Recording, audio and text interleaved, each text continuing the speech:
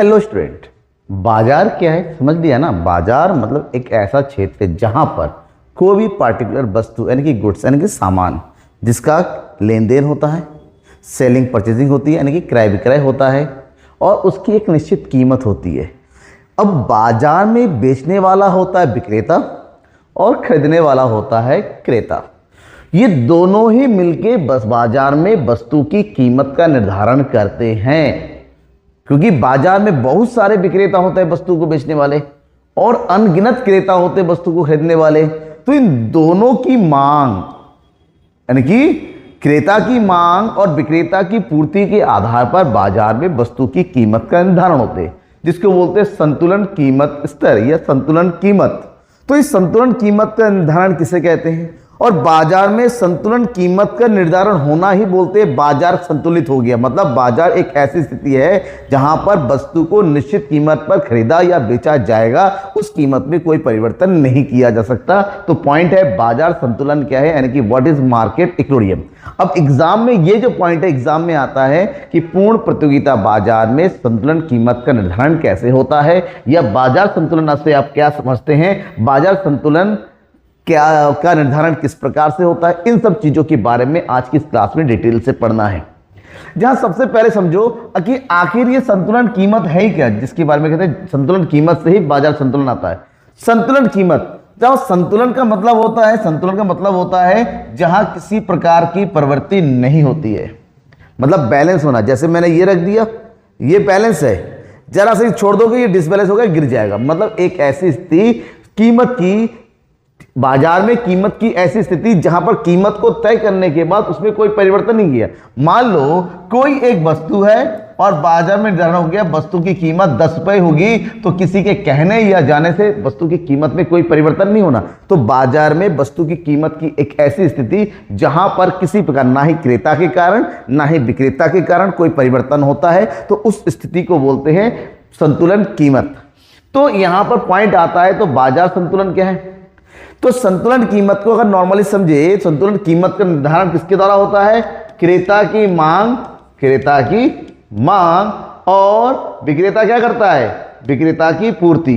तो एक ऐसी कीमत जहां पर विक्रेता पूर्ति करने के लिए और क्रेता मांग के लिए तैयार होता है, तो उस बिंदु को बोलते हैं संतुलन कीमत। उस कीमत को बोलते हैं जिस कीमत पर वो बेचने वाले और हम खरीदने वाले तैयार होता है। दैट इज एक ऐसी स्थिति जहां पर बाजार में वस्तु की मांग और बाजार में वस्तु की पूर्ति दोनों ही बराबर हो, उस कीमत को संतुलन कीमत के नाम से हम जानते हैं।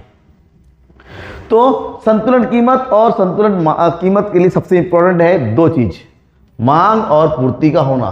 तो ये मांग पूर्ति घटक ही मिलके बाजार में संतुलन कीमत की निर्धारण करता है, और ये दोनों जब बराबर हो जाते हैं निश्चित कीमत के लिए, उस स्थिति को बाजार संतुलन के नाम से जानते हैं। क्या हालांकि हमेशा से ही हम वस्तु की मांग और पूर्ति के आधार पर ही कीमत का निर्धारण करते थे? नहीं। पहले कॉन्सेप्ट थोड़ा था, अलग अलग प्रकार में अलग अलग लोगों ने इस कॉन्सेप्ट को अलग अलग तरीके, जैसे प्रोफेसर रिकार्डो थे, रिकार्डो ने कहा कि संतुलन कीमत का निर्धारण केवल और मांग के द्वारा होता है। मतलब इन्होंने कहा कि वस्तु की कीमत का निर्धारण किसके द्वारा होता है? वस्तु की कीमत वस्तु की मांग के आधार पर, कि हम ये तय करेंगे क्रेता किस कीमत पर उसको खरीदना चाहता है, उसी के आधार पर वस्तु की कीमत का निर्धारण। अगर वो कीमत ज्यादा तय करोगे वो नहीं खरीदे, वो किस कीमत पर खरीदना चाहता है उस पर कीमत का निर्धारण होता है।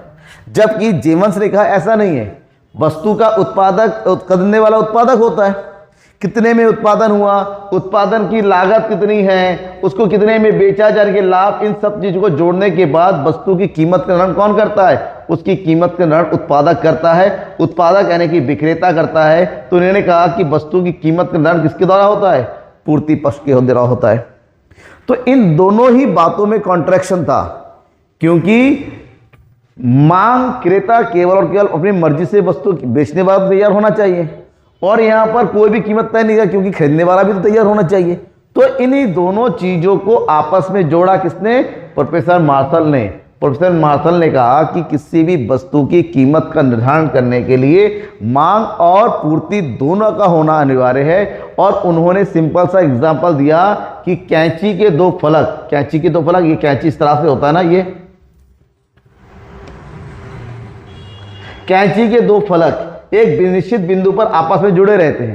तो जिस बिंदु पर ये जुड़े थे अब उसी बिंदु के आधार पर चीज़ों को काटा जाता है। तो उन्होंने कहा जिस प्रकार कैंची के फलक होते हैं उन्हीं के माध्यम से कैंची को किससे किसी चीज़ को काटा जा सकता है, उसी प्रकार से एक होता है मांग और एक होता है पूर्ति, मतलब विक्रेता पक्ष और क्रेता पक्ष, इन दोनों के द्वारा ही वस्तु की कीमत का निर्धारण हो सकता है।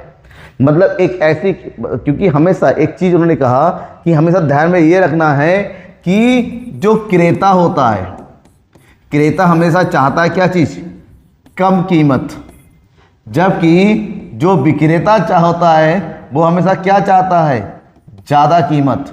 कीमत ज़्यादा होगा तो ये बेचेगा, कीमत कम होगा तो क्रेता खरीदेगा। तो एक ऐसी कीमत जहां पर क्रेता और विक्रेता दोनों ही इस कीमत से क्या होते हैं, संतुष्ट होते हैं। जिस कीमत पर क्रेता खरीदने के लिए और विक्रेता बेचने के लिए तैयार होते हैं तो उसी को हम संतुलन कीमत के नाम से जानते हैं। ठीक है, तो नॉर्मली इसी चीज को उन्होंने एग्जांपल किया कि वस्तु की कीमत के बढ़ने के साथ, घटने के साथ साथ वस्तु की पूर्ति घट जाती है, लेकिन वस्तु की मांग में वृद्धि आती है। लेकिन इन सब में एक ऐसा बिंदु जहां पर वस्तु की कीमत, ये वस्तु की कीमत से है जहां पर वस्तु की पूर्ति भी 60 है, वस्तु की मांग भी 60 है। तो जहां पर जिस कीमत पर वस्तु की मांग और पूर्ति आपस में बराबर हो तो उसी को हम क्या कहते हैं, संतुलन की स्थिति कहते हैं। अब इस स्थिति को समझने के लिए हमें बनाना पड़ेगा डायग्राम इस तरह से। ठीक है, ये हो गया 0, यहां पर लेते हैं वस्तु की कीमत और यहां पर लिखते हैं वस्तु की मांग एवं पूर्ति की मात्रा। तो कीमत है 2 के अंतर में, तो ये हो गया 2, 4, 6, 8, 10 और यहाँ पर लेते हैं हम मात्रा, कितना है 10, 10, 20, 20, तो ये हो गया 20, 40, 60, 80 और ये हो गया हमारा 100। ठीक है, समझ में आ गया। तो 20, 40, 60, 80, 100। तो अब बनाइए, जब वस्तु की कीमत 10 है, पूर्ति कितनी हो रही है 100, 10 पे 100, एक बार में एक चीज को बनाते हैं, पूर्ति बनाते हैं 10 पे 100 ये। और जब वस्तु की कीमत 2 है, वस्तु की पूर्ति कितनी है 20 यहाँ पर, तो इन दोनों बिंदु को आपस में हम क्या कर देते हैं, जोड़ देते हैं, ये है पूर्ति। अब बनाएंगे मांग पक्ष, क्या बनाएंगे, मांग पक्ष बना लेते हैं। जब मांग बनाएंगे, जब वस्तु की कीमत 10 है तो मांगी जा रही है 20 यूनिट, वस्तु की कीमत 10 है तो मांगी जा रही है 20 यूनिट, ये वाला पॉइंट, और 2 पे मांगी जा रही है कितनी 100, ये वाला पॉइंट। इन दोनों को आपस में मिला देते हैं,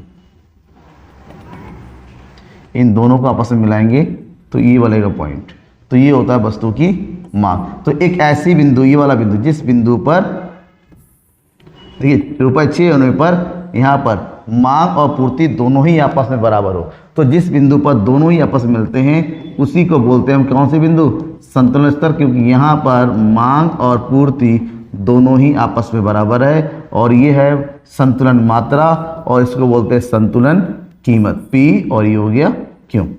ठीक है, जहाँ पर दोनों बराबर है। लेकिन क्या हमेशा ऐसी स्थिति रहती है, नहीं, हमेशा ऐसी स्थिति नहीं रहती। क्यों, क्योंकि वस्तु की मांग में समय समय के आधार पर परिवर्तन होता रहता है। मांग करने वाला क्रेता होता है और क्रेता मांग करता है अपनी इनकम के बेस पे। अगर इनकम में परिवर्तन होता है तो मांग में परिवर्तन होता है। अब बात यह है कि संतुलन कीमत में परिवर्तन होता कैसे, क्योंकि संतुलन का कीमत का निर्धारण वस्तु की मांग और पूर्ति दोनों द्वारा होती है, तो और मांग और पूर्ति दोनों में परिवर्तन संभव है।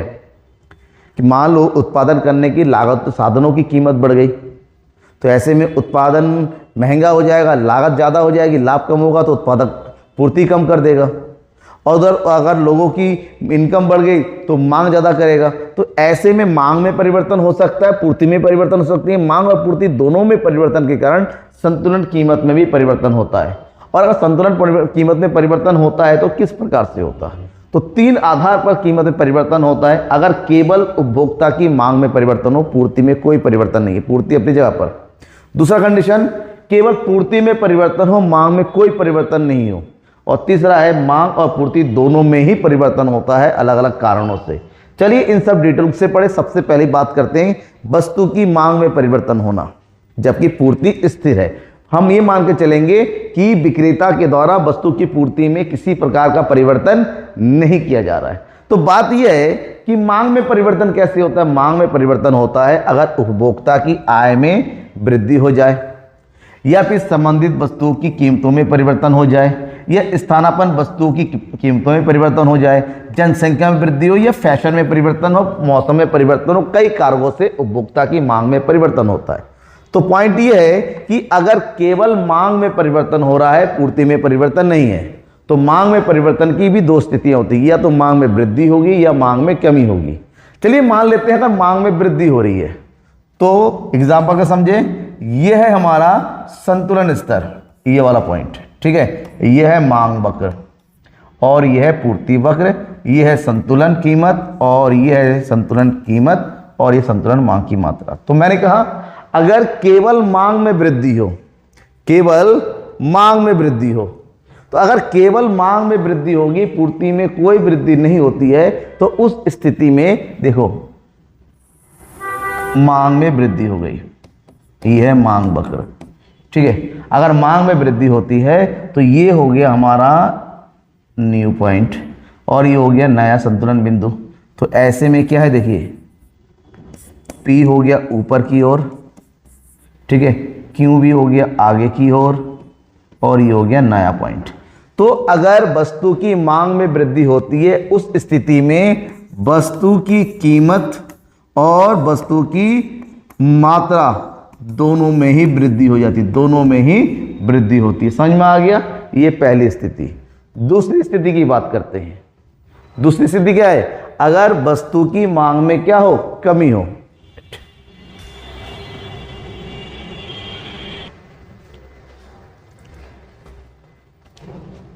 तो दूसरी स्थिति यह है कि अगर वस्तु की मांग में कमी हो, मांग में कमी होती है जब उपभोक्ता की आय में कमी होती है, स्थानापन्न वस्तुओं की कीमतों में तुम्हारी क्या हो गई, कमी हो गई, भविष्य में वस्तु की मांग और वस्तु की कीमत में कमी होने की आशंका हो। तो कई सारे कारण हैं जिसके कारण उपभोक्ता मांग कम कर देता है। अगर मांग कम कर देगा तो क्या होगा, वो देखिए, ये हो गया हमारा संतुलन स्तर, ठीक है। ये है संतुलन स्तर, ये संतुलन मांग। अगर वस्तु की मांग में कमी होती है तो नया मांग वक्र ये वाला पॉइंट बनेगा।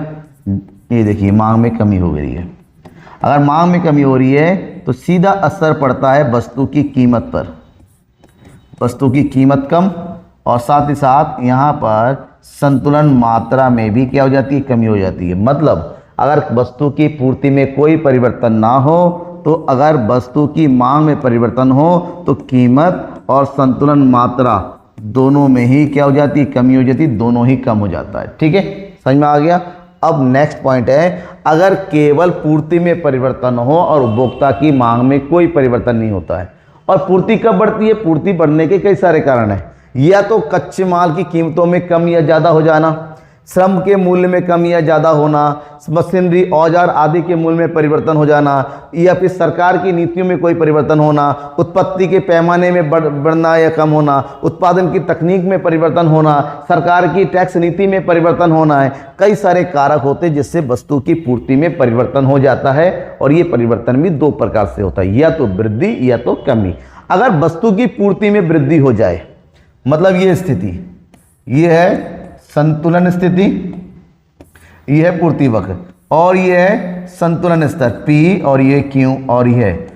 अगर केवल वस्तु की पूर्ति में वृद्धि है तो पूर्ति, हमारा पूर्ति वक्र नया वाला ये पॉइंट है, पूर्ति में वृद्धि हो गई। तो पूर्ति में वृद्धि होने से वस्तु की संतुलन मात्रा में तो वृद्धि हो जाती है, लेकिन हुआ क्या यहाँ पर, हुआ ये कि वस्तु की कीमत में कमी हो जाती है। मतलब साफ है कि ऐसी स्थिति में वस्तु की कीमत कम, लेकिन वस्तु की मात्रा में क्या हो जाती है, वृद्धि हो जाती है। समझ में आ गया, वस्तु की कीमत में कमी हो जाती है। लेकिन जो दूसरी स्थिति है, अगर वस्तु की पूर्ति में कमी हो जाए,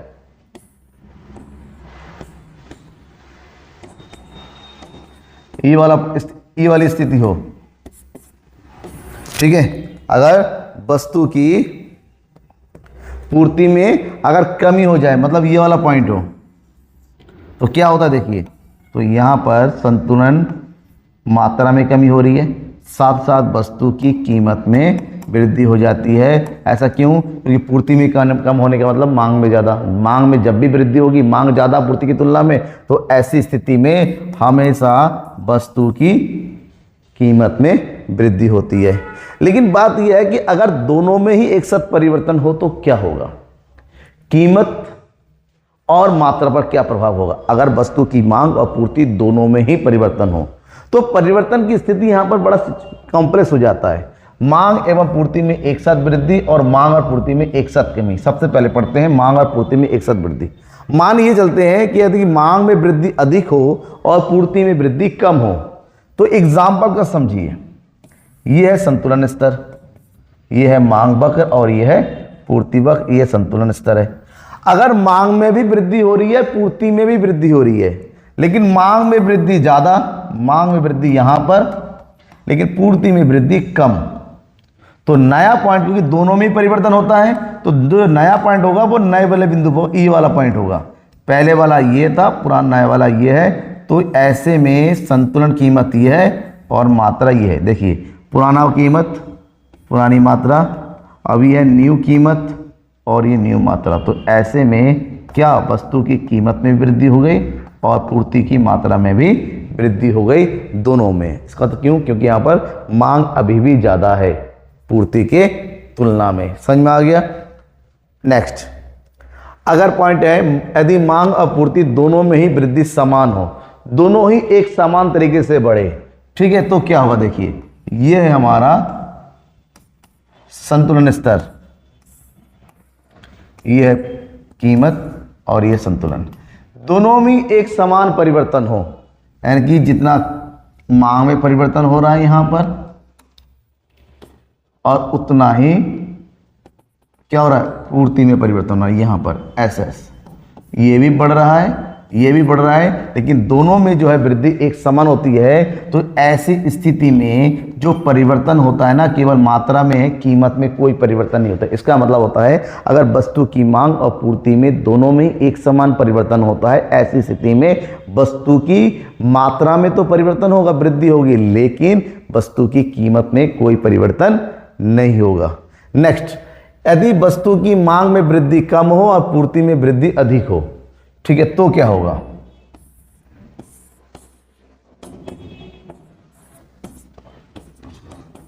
ये संतुलन क्या कह रहा है? वस्तु की मांग में वृद्धि कम हो, तो मांग में वृद्धि चलो यहां पर हो गया, ये वाला पॉइंट, और पूर्ति में वृद्धि ज्यादा, ये वाला पॉइंट हो गया। ठीक है, समझ में आ गया? ये है मांग में वृद्धि, ये है पूर्ति में वृद्धि। तो नया पॉइंट देखो ये वाला बन रहा है, ये E1। तो क्या नजर आया आपको? वस्तु की कीमत में कमी हो गई, लेकिन मात्रा में वृद्धि हो रही है। ठीक है, तो सिचुएशन को जब तक आप ट्राई नहीं करेंगे ग्राफ में, तब तक आपको समझ में नहीं आएगा कि आखिर हो क्या रहा है। इसी तरह से इसका ठीक उल्टा होता है। आप कम करेंगे, कम वाली स्थिति आएगी, तो उसको भी आपको समझना पड़ेगा। इसका ठीक वाइस वर्सा होगा। तो कैसे होगा, किस तरीके से होगा, तो कोई डाउट होता है किसी तरीके का, वो पूछिएगा, मैं जरूर बताऊंगा। ठीक है, लेकिन इसी का ठीक उल्टा होगा। कैसे लगा आपका क्लास? क्योंकि हमारा कोर्स यहीं पर कंप्लीट हो जाता है। आपको पूरा कोर्स मिल जाएगा वीडियो के लिंक में, समष्टि अर्थशास्त्र और व्यष्टि अर्थशास्त्र पूरा भी। इसके बावजूद आपको लगता है कि कोई टॉपिक मैंने छोड़ा हुआ जो यहाँ पर नहीं मिल रहा है, कमेंट बॉक्स में कमेंट करके बताइए कौन सा टॉपिक आपको नहीं मिला है। मैं जरूर उसको बना के दूंगा, आपको एक्सप्लेन करूंगा। बहुत ही जल्दी लाइव क्लास भी आ रहा है एग्जाम से पहले पहले। ठीक है, तब तक लेता हूँ अलविदा। कोई भी परेशानी हो, मैं हमेशा आपके लिए हूँ। इसी चैनल पर बने रहिए मेरे साथ। Thank you and bye.